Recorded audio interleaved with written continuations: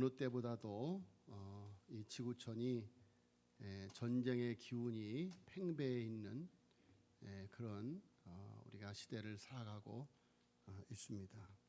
이러한 때에 이번에 아시아 태평양 선거 컨퍼런스를 통해서 평화라고 하는 주제로 같이 은혜 받을 수 있는 기회를 가진 것, 그것 하나님의 큰 섭리가 아닌가 그렇게 생각이 되어집니다. 자, 여러분, 인류의 평화는 어디에서 시작되는가? 바로 너와 나의 관계 속에서 시작됩니다. 하나님과 우리 사이의 관계에서 시작이 되어지는 것입니다.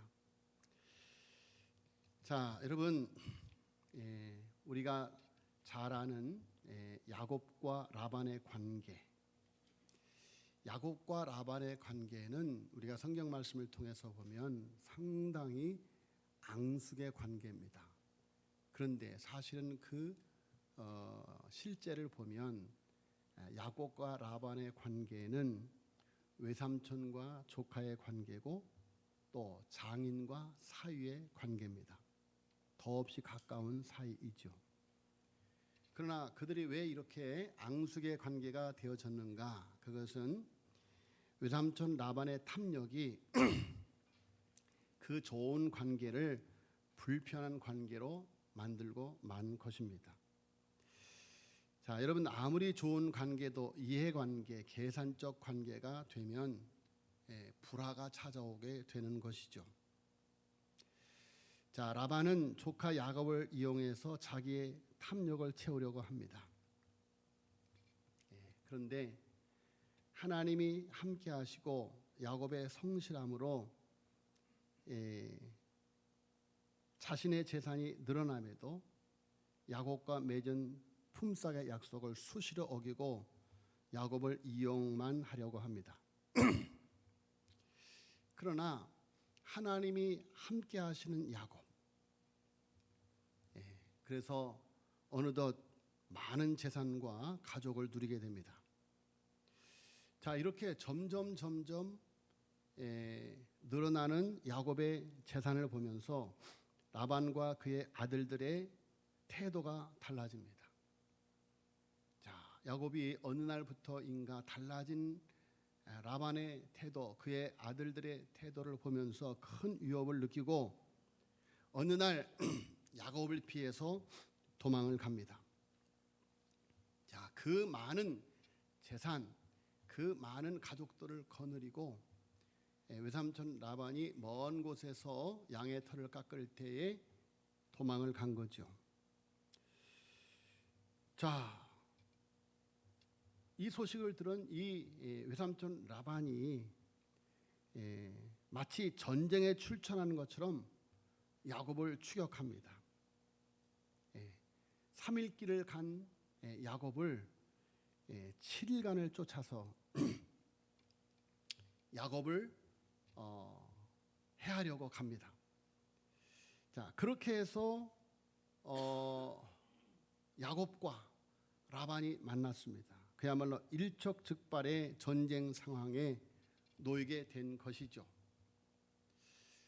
자, 그런데 이런 전쟁의 상황을 하나님이 개입하셔서 중재하십니다. 자, 31장 22절에 보세요. 다 찾으셨죠? 창세기 31장 한 장만 넘기면 22절과 24절 같이 읽겠습니다. 시작.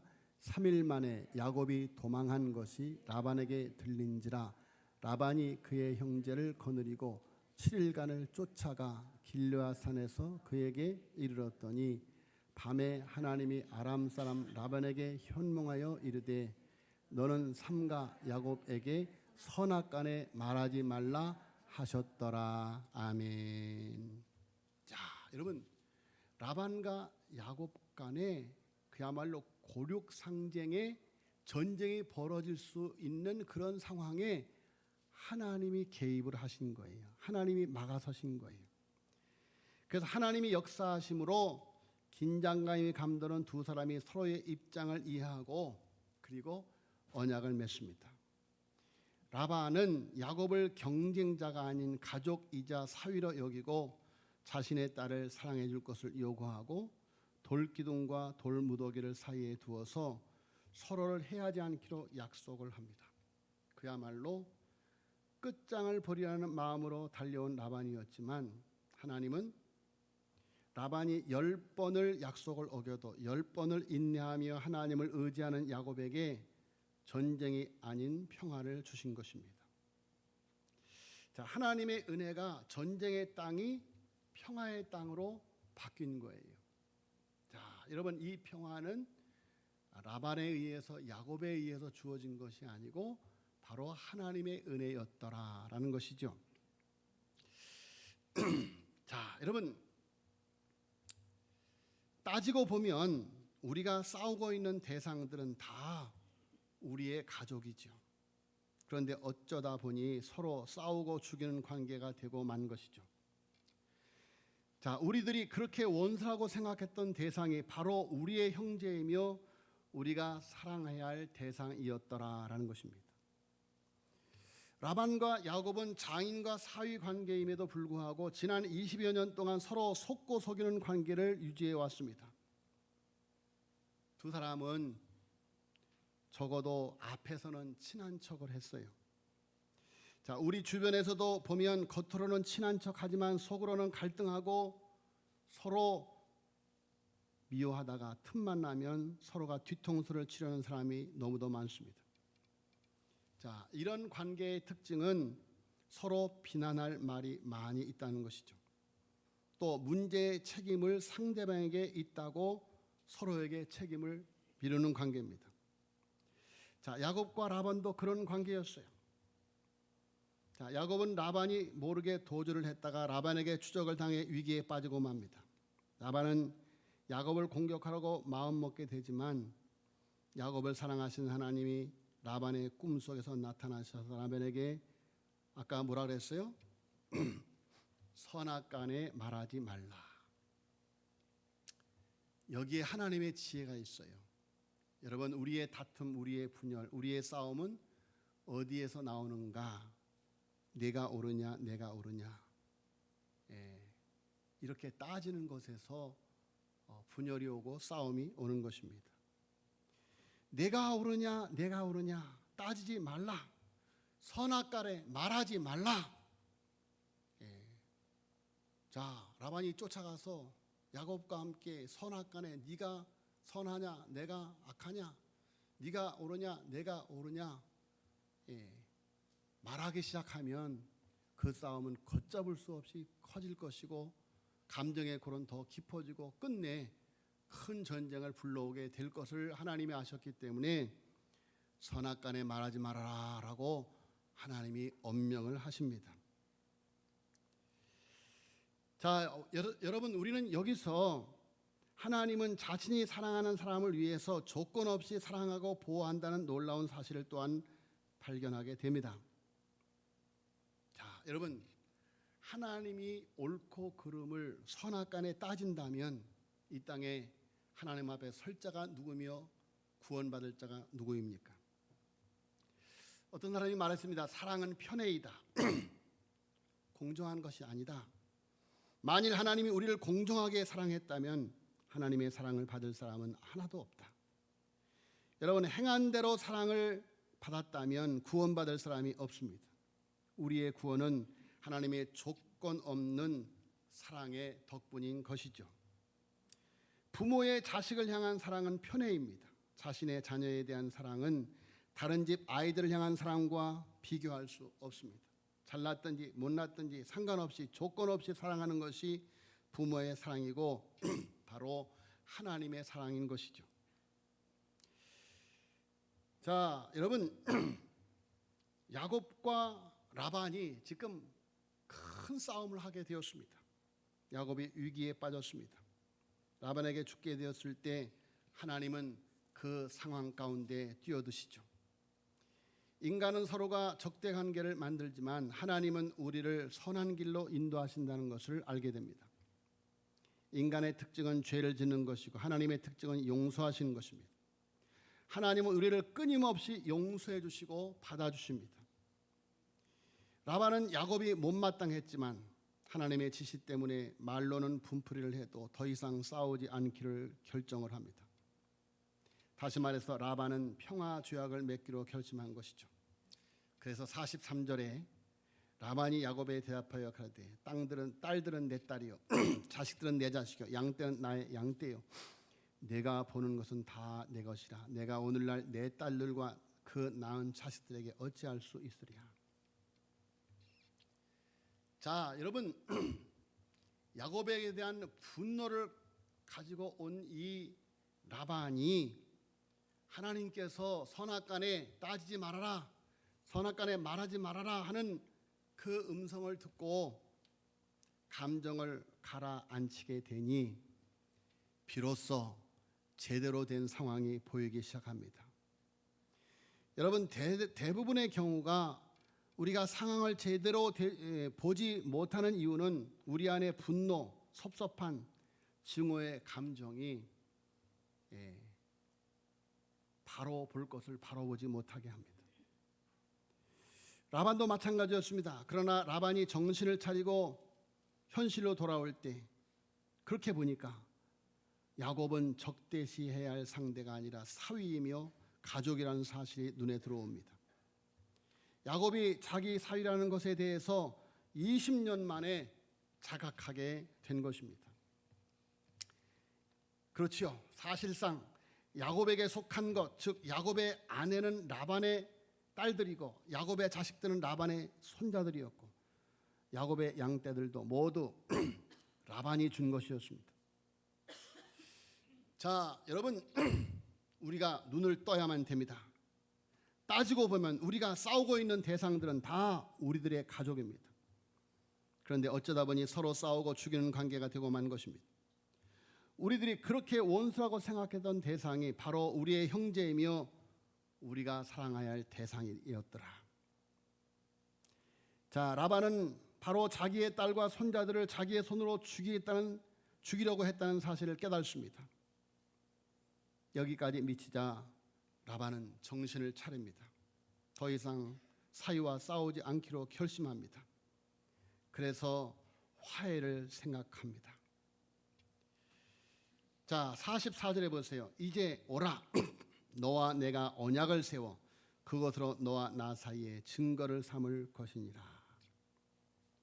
자, 드디어 라반이 화해의 몸짓을 합니다. 그래서 서로 언약을 세워 불가침 조약을 체결하자고 제안합니다. 야곱도 이 시점에서 갈등을 멈추고 싶었는데 마침 라반이 그런 제안을 하게 됩니다. 여러분, 화해, 평화는 어디에서 오느냐? 사람들은 화해를 하고 싶은데 먼저 말하지를 못해서 화해하지 못하는 경우가 많습니다. 우리가 부르는 찬송 가운데 내가 먼저 손 내밀지 못하고 내가 먼저 마음 주지 못해서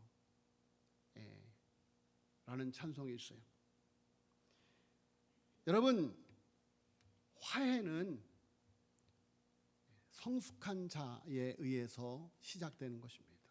성숙한 자에 의해서. 그래서 내가 먼저 마음을 열고 오늘 라반처럼 화해 몸짓을 할 때 여러분 라반이 그런 마음을 어떻게 갖게 되었어요? 하나님이 주신 은혜로. 그렇죠. 하나님이 함께 하셔서 라반이 그런 마음을 갖게 된 것이죠.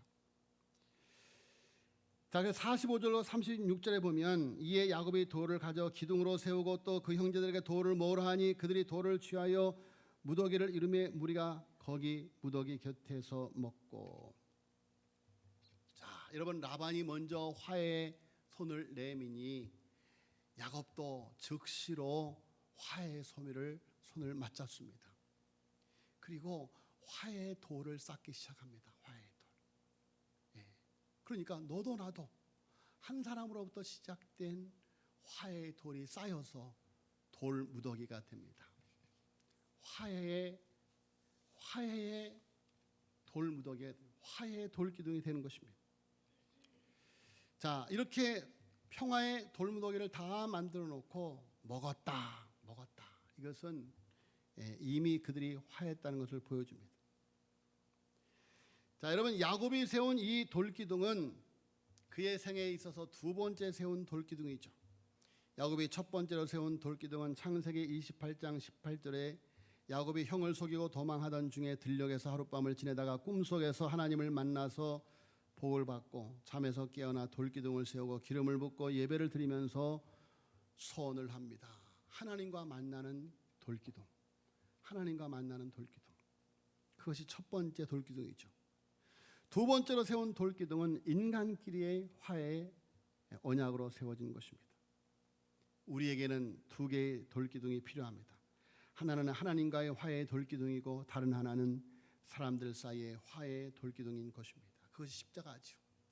수직적으로 하나님과 나, 수평적으로 너와 나. 여러분, 우리는 두 개의 돌기둥을 세워야 돼요. 십자가의 돌기둥. 자, 여러분, 47절, 48절, 49절 말씀에 보니까 이 돌기둥을 가리켜서 여갈 사하 두다, 증거의 무더기, 그리고 갈르앗, 여갈 사하 두다는 아람어고 갈르앗은 히브리어입니다. 너와 나 사이에 증거가 되었다. 49절의 말씀에 미스바, 그것은 미스바라고 하는 그 말의 뜻은 망대라고 하는 뜻입니다. 그러니까 우리가 어떻게 마음이 변할지 모르기 때문에 하나님이 우리를 지켜보고 계신다는 것을 늘 잊지 말자 해서 미스바라고 이름을 지은 것입니다. 미스바의 이름이 뜻이 뭐라고요? 망대, 하나님이 지켜보고 계신다라는 거예요. 제가 무리하게 갈르의 여갈 사하두다가의 뜻까지 알라고 하지는 않겠습니다. 미스바의 뜻이 뭐라고요? 망대. 여러분, 하나님이 우리를 지켜보고 계시다고 하는 사실을 늘 기억하지 말자, 그런 뜻이에요. 이것은 두 사람 사이의 깊은 불신을 보여주죠. 서로가 믿는다면 계약이 필요하지 않겠습니다마는 너무나 불신이 깊었기 때문에 돌무더기를 만들고 이름도 붙이고 서로 확인을 거듭하고 결국은 하나님이 우리를 지켜보신다라는 것을 기억하자라는 것입니다. 20년 동안의 불신 관계가 이렇게 무서운 것입니다. 여러분, 불신의 벽을 높이면 시간이 지나면 지날수록 해결하기가 어려운 것입니다. 그래서 성경은 우리에게 이렇게 말하죠. 분을 내어도 해가 지도록 품지 말라, 그렇게 말씀하십니다. 왜? 사탄이 틈을 본다. 사탄이 틈을 본다. 여러분, 우리는 인간인지나 연약해서 분을 낼 수 있어요. 그러나 해가 지도록 품지 말아라, 그렇게 말합니다. 해가 지도록 품지 말아라. 그런데 참 그 말씀을 제가 다시 묵상해 보니까 하나님이 분을 내어도 당장 풀어라, 그렇게 말씀하지 않으셨더라고요. 여러분, 분을 내어도 해가 지도록 품지 말아라. 그러니까 여러분, 우리가 분을 내올 때 생각할 시간이 필요해요. 서로를 이해할 수 있는 시간이 필요해요. 공감할 수 있는 시간이 필요하다, 그런 말이에요. 내가 왜 화를 냈을까? 상대방이 왜 화를 냈을까?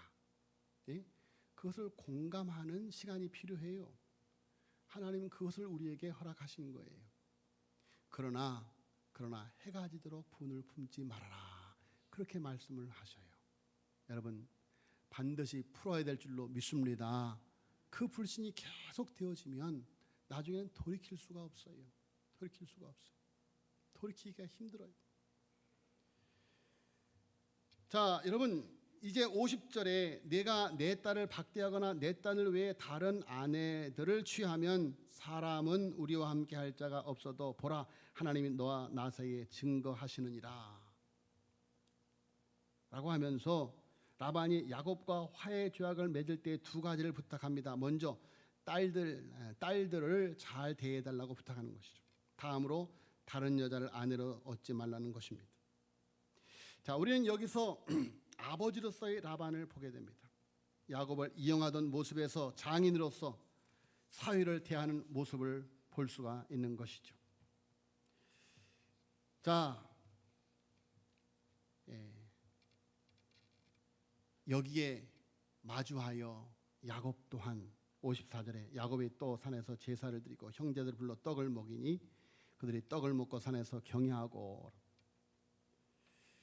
자, 여러분, 야곱이 지금 라반이 지금 야곱에게 명령한 것이 아니고 오늘 성경 말씀을 쭉 보면 부탁하는 것을 볼 수 있어요.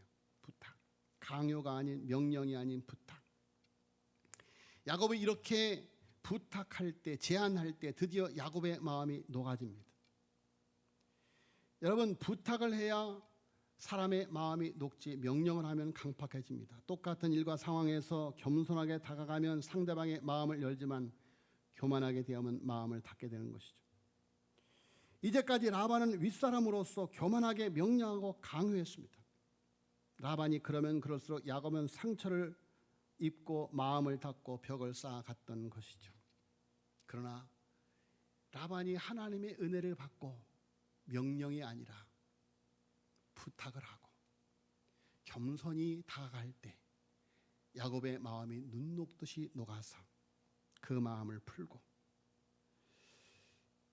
자, 여러분, 라반이 장인으로서 솔직하게 마음을 표현하고 야곱이 공격해 올 것에 대한 두려움을 표시하는데 야곱이 경외하는 아버지 이삭의 하나님을 가리켜서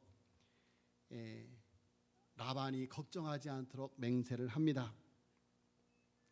자, 그리고 야곱과 라반이 산에 가서 제사를 드립니다.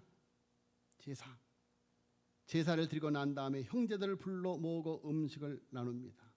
그리고 그들과 함께 밤을 보냅니다. 드디어 해빙기가 왔습니다. 마음이 열리기 시작한 것이죠. 자, 여러분, 라반과 야곱의 화해를 통해서 우리는 세 가지를 알 수 있고 우리는 다짐을 해야만 됩니다. 첫째로는 여러분, 다툼에는, 싸움에는 화해하고자 하는 의지가 있어야만 됩니다. 자, 여러분, 아무리 어렵고 힘들어도 우리는 어떻게 해서든지 화해하고 하나가 되어야 한다는 의지와 비전이 필요하다, 그런 이야기입니다. 여러분, 하나 되는 것이 하나님의 뜻인 줄로 믿습니다. 화해하는 것이 하나님의 뜻이에요. 언제까지 그것을 가져가서는 안 되는 거예요. 자, 그런데 화해하는 데 있어서 방해가 되는 문제가 있습니다. 그 장애물을 제거하지 않으면 아무리 화해하고 싶어도 화해할 수 없어요. 제일 큰 장애물은 바로 자존심입니다. 대부분의 사람들 이렇게 말합니다. 네가 사과하면 나도 화해하겠다. 자신은 절대로 먼저 하지 않는다는 것이죠. 여러분, 자존심이라고 하는 장애물을 제거할 때에 거기에 평화가 오는 것입니다. 평화가 오는 것입니다. 두 번째로는 갈등과 미움의 장애물은 손해를 보지 않으려는 데 있습니다. 사람들은 협상은 하겠지만 그러나 손해는 보지 않겠다. 자, 여러분, 우리는 지난 시대 우리나라가 통일이 될 줄 알았어요. 다 통일이 될 줄 알았어요. 그래서 저 전방 인근에 있는 땅값들이 막 벼락같이 올라가고, 그리고 기차 타고 유럽 여행을 할 줄 알았어요. 왜 결렬됩니까? 손해를 보지 않으려고 하기 때문이에요. 서로 손해를 보지 않으겠다. 자존심 때문에, 자존심 싸움 때문에. 이것을 빼앗기면 다 죽는다고 생각하기 때문에 화해할 수 없는 것이죠. 자, 여러분, 그런데 성경의 원리는 오른뺨을 때리면 왼뺨을 돌려대라. 속옷을 달라면 겉옷까지 주어라. 오리를 가져가면 심리를 가주어라. 자, 여러분, 어느 집단도 손해를 보겠다는 의식이 없기 때문에 화해가 이루어지지 않는 것이죠. 여러분, 화해를 하려면 두 가지를 버려야만 됩니다. 그것은 자존심과 이익을 챙기라는 마음이죠. 여러분, 자존심과 이익을 내려놓으면 거기에서부터 평화가 올 줄로 믿습니다. 세 번째, 우리는 또 하나 발견하는 사실, 화해와 평화를 위해서는 하나님이 개입하셔야 한다는 것입니다. 인간끼리의 관계에서는 화합은 오래가지 못합니다. 계약을 맺고도 나중에 뒤집어 엎어버리면 그냥 끝나버리는 것이죠. 그래서 언제나 화해와 평화의 조약에는 하나님의 은총이 개입되어야만 되는 것입니다. 하나님의 은혜를 받아야 돼요. 그래서 54절에 보니까 그들이 함께 하나님 앞에 제사를 드립니다. 하나님께 함께 제사를 드려요. 떡을 나누고 밤을 셉니다. 얼마나 아름다운 모습입니까? 불신의 벽과 미움이 무너지는 아름다운 모습입니다. 야곱이 도망가던 들판이 평화의 땅이 되었습니다. 자, 55절에 라반이 아침에 일찍이 일어나 손자들과 딸들에게 입맞추며 그들에게 축복하고 떠나 고향으로 돌아갔더라. 바로 하루 전에는 상상도 할 수 없는 풍경입니다. 자, 라반은 밤새도록 야곱의 가족들과 함께 음식을 나누고 회포를 풀고 딸을 부탁하고 아침에 일찍이 일어나 손자들과 딸들에게 입맞추고 헤어집니다. 아마 야곱과 라반 두 사람의 눈에는 눈물이 고였을 것입니다. 자, 여러분, 이런 일이 부부간에, 부모와 자식 간에, 형제 간에, 직장에서, 성도 간에 있어지기를 예수님의 이름으로 축원합니다. 자존심을 버리고 손해보기를 결심하기를 바랍니다. 그리고 화해를 신청하시기를 바랍니다. 용서를 구하시기를 바랍니다. 함께 식사를 나누며 화해의 자리를 마련하시기를 바랍니다. 찾아오게 기다리지 말고 여러분이 먼저 찾아가시길 바랍니다. 전화 오게 기다리지 말고 먼저 전화하시길 바랍니다. 그리고 하나님의 은총을 기다리면 하나님께서 함께 하실 줄로 믿습니다. 자, 여러분, 예수 그리스도는 하나님과 우리 사이에 화해를 위해 오셨습니다. 그래서 예수님은 손해를 보셔서 십자가를 지셨습니다.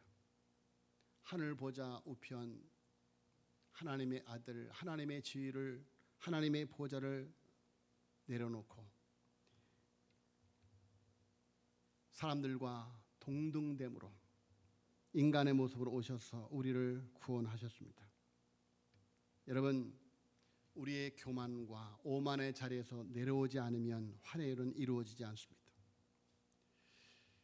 여러분,